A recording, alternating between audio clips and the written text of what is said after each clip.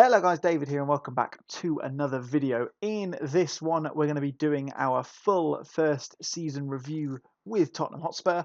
I've just finished the transfer window, or well, I've finished my business anyway, there's not going to be anything else new. So without any further ado, let's roll that intro and let's get stuck in and show you how we've been getting on.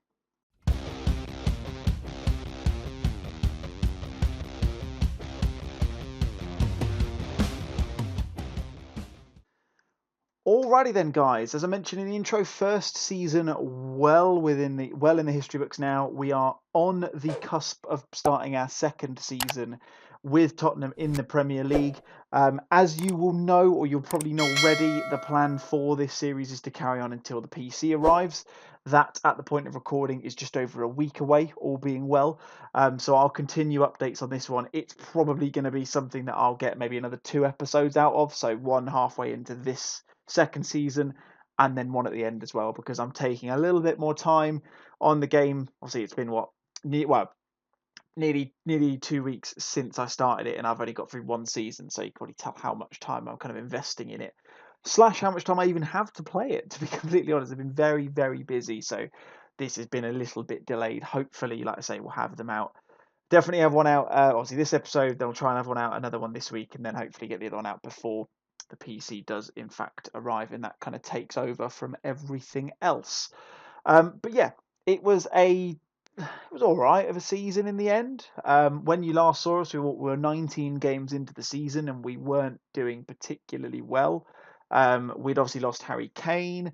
We'd got through to the knockout rounds of the Europa League and all that kind of other fun stuff as well. It didn't go too well, to be honest. It was a bit kind of hit and miss.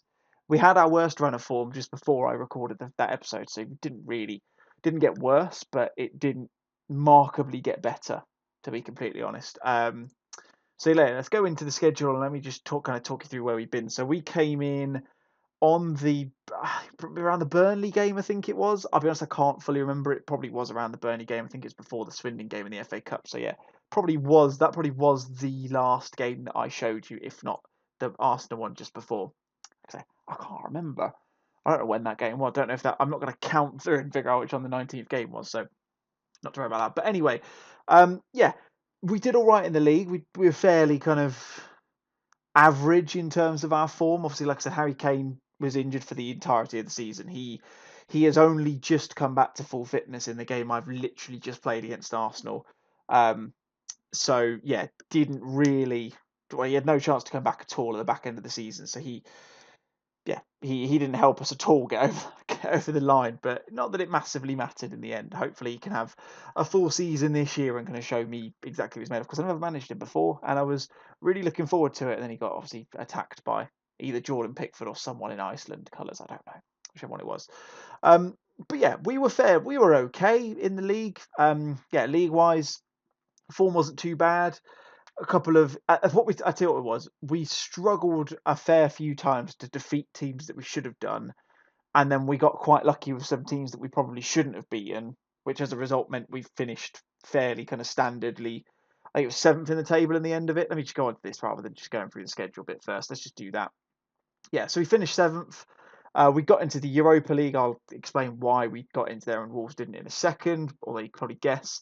As you can see, we didn't lose that many games. We didn't concede many goals. We scored a lot of goals. We just drew a lot of games. The games that we won, if you look at them, a lot of them, as you see there, like a 6-4 against Newcastle, 5-0 against Leicester, 3-2, 3-0, 3-1, 3. A lot of them, all of them apart from two, we scored at least 3 goals. And that's our last 10 games, I think it would have been, that we've won.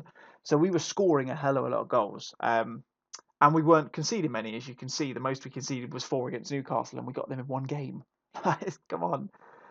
Yeah, we were pretty solid. We just couldn't convert a lot of these draws into wins. If we'd converted some of them, we could have been a lot higher up. But it was a fairly kind of decent end to the season in the end. I think we lost on the final day to Sheffield United, but other than that, it was pretty good.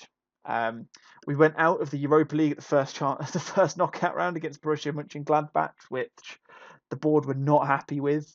I thought we'd done well to get a 2-1 defeat away from home against them in the first leg, but then, as you can see, didn't turn up in the second. Didn't if I remember the game correctly, obviously it was a while ago since I played it, but yeah, we didn't really offer a lot going forwards, if at all. I vaguely recall there being any noticeable highlights, to be completely honest with you. So yeah, not the best in the world. Nice wins against Man United and Liverpool in the league, either side of a Man City defeat. As you can see, we kept on going through the FA Cup. We got a really favourable set of favourable running, to be fair, because we got Eastleigh, then Swindon, then Burton, then QPR until the semi-finals. So we actually came out quite well in that, and then got through to the final after we beat Man City on in extra time, which was awesome. So I was really really pleased with that. As you see, we carried on our form apart from the one defeat against Liverpool and a uncharacteristic rather draw against Aston Villa. You see, it's spreading the wealth in terms of goals quite nicely, which is probably part of the reason we still did quite well. Like I said, we still scored a lot of goals. They just came from a lot of different sources, which is quite fun. And yeah, carried it on. And as you can see, weirdly, it was in the middle of the end of the season, but we won the FA Cup. So we beat Chelsea in extra time. Carlos Vinicius getting in the goals towards the end of the season. Someone did tell me in the community that if you give him a chance and you give him a good run of games, he will score for you. And he did that towards the end of the year. Fair play to him. And yeah, he fired us into a win in the FA Cup, which was awesome. I totally didn't expect that. Um, the main objective of this save, if you've watched the channel trailer that I did, or the channel save announcement I did like a month and a bit ago, the plan was to win a trophy. So I'm really pleased I've done that.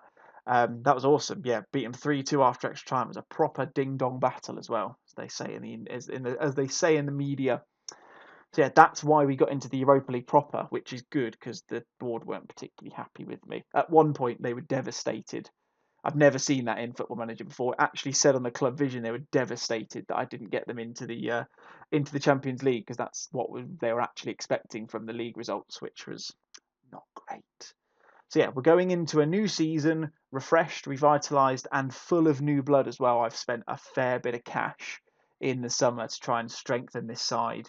Um, and obviously, with it being the beta, I've tried to avoid players that are youth prospects. I've tried to bring in as much quality slash depth that can make an impact immediately. That's kind of what I've tried to do. I've managed to get rid of one or two people as well. Gareth Bale and Carlos Vinicius are not rejoining the club.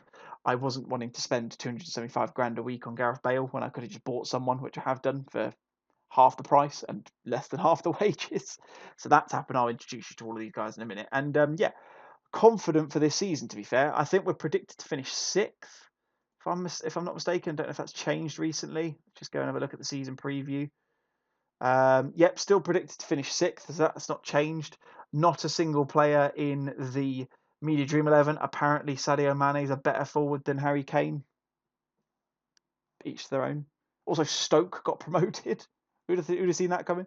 Stoke, Bournemouth, and Watford got promoted. Norwich finished ninth. I think I read in the end. And Newcastle, West Brom, and somebody else got relegated, and I can't for the life remember who it was. Let me see if I can find it. Brighton, they were the other team that got relegated, so I did poach one of their players as well. As you can see, they've gone pretty much all gone straight into the Media Dream 11 for the Championship, which is quite fun. So yeah, should we go have a look at the transfers? Yeah, go on then, let's go have a look. So this can be quite a difficult one to try and get across because I've done it. I did quite a few in across both parts of the season. So you'll see in a second when. Come on, I've clicked on it. There we go. So you see, I've spent a lot of money last season, but you have to remember that from where are we? Let's go. Some of this isn't right. Surely, where's it? What the hell? I feel like a lot of the transfers from before have disappeared, which is strange because Gareth Bale and all of those sorts of people aren't there. So maybe that is exactly what I've spent then. Come to think of it. Anyway, I'm waffling. So we got through to, I think the last transfer you guys would have seen that I told you about would have been Oh no, you wouldn't have seen Eric Garcia come in because he came in on the transfer deadline day.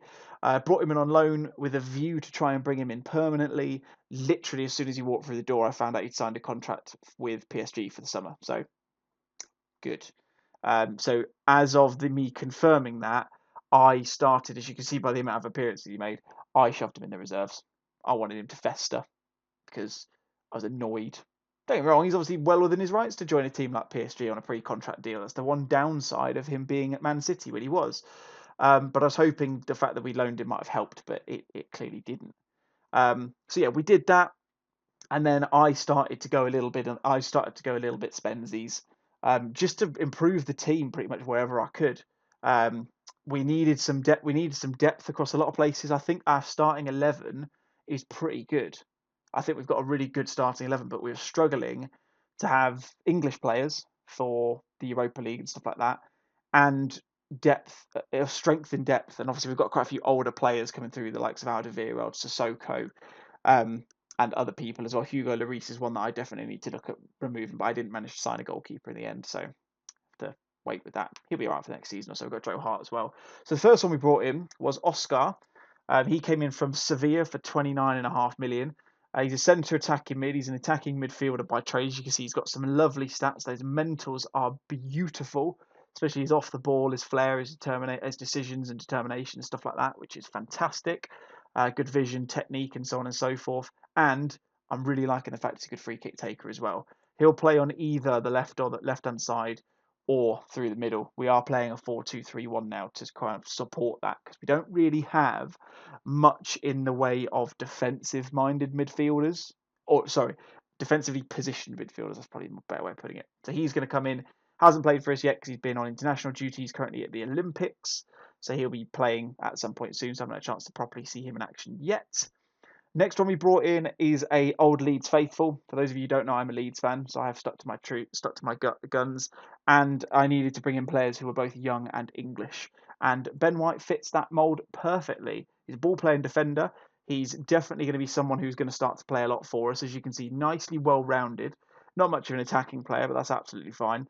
His heading is better than 12 if you look at him in real life. He's got a great noggin on the ball. But yeah, he will come in and he'll provide some good competition at the centre half position, alongside the likes of Davinson Sanchez, Eric Dyer, Guijo, and others as well. So he's a really tasty looking option. Like I say, got him in on a fairly decent deal, not paying him too much per week. So yeah, a good little deal. And we've got another England player in the squad as well, which is always nice. Next one we brought in another English player. This one actually got signed off earlier on in the summer. This is Max Aarons. He's coming from Norwich. He's not. He didn't actually come in for the 30 million or whatever that I said. They did the dirty and did the whole instalment thing because it seems a little bit overpowered in FM this year for some reason. He's probably not my first choice right now because we've still got Doherty and potentially even Tanganga and Alderweireld who can come in as well. But he does look like a really good option as a rotation. So again, he's going to provide some good competition, which is what we want. And again, he's English, which is always nice. This guy, I'm really pleased with. Evanilson, we brought in from Porto. He is a direct replacement for Carlos Vinicius, and he looks decent. He's 21 years old. Again, the 47 million was not the true story. We got him for about 17 and a half, I think, up front. So we are doing the dirty on the instalments again, but he looks like a great option to have alongside Harry Kane. So I'm tempted to maybe try out a two-striker formation, get Harry Kane playing as a deep line forward, linking up play, and then have him playing alongside him, kind of bombing forwards because he's looking like such a good player. Really excited to see how he gets on. And yeah, cheap again. If you're looking at him, if you're doing a save or you're looking at going to a big team straight off, there's your guy. Evanilson looks like a really tidy player. Adam Robertson, he's a new gen. So I'm not going to show you him. You don't need to see him. Steven Bergwijn left to go to Leicester. I think I might have mentioned in the last episode I was trying to get rid of him anyway. He's now gone. Finally managed to ship him off, and I managed to ship him off at 28 million. So made a profit, so quite happy with that. And then we made another few signings after the season kind of tidied over as well. So Adam Robertson shows twice for some reason. Don't really know why. Calvin Phillips. We needed a box-to-box midfielder to replace the ever-aging Musa Sissoko. So again, went back to my roots and have signed Calvin Phillips. So he's looking like a good option again. We got him for 30 million, which is a really good deal, I think. And he's not being paid a huge amount. He's played one game already, and we brought in Zelimkhan Bakayev from, where did he come from? Spartak Moscow, who has come in to directly replace Gareth Bale on the right hand side. He had a pretty good first game, to be fair, in the Community Shield, because obviously we won that. He played all right. He had a couple of good chances, and yeah, he's going to be a good option. I've never used him before, but he looks like a pretty tidy player, and we got him for like 5 million, so steal. Community Shield, we'll go through that quickly before I finish off, because that's going to be pretty much the last thing. We won it! Woo!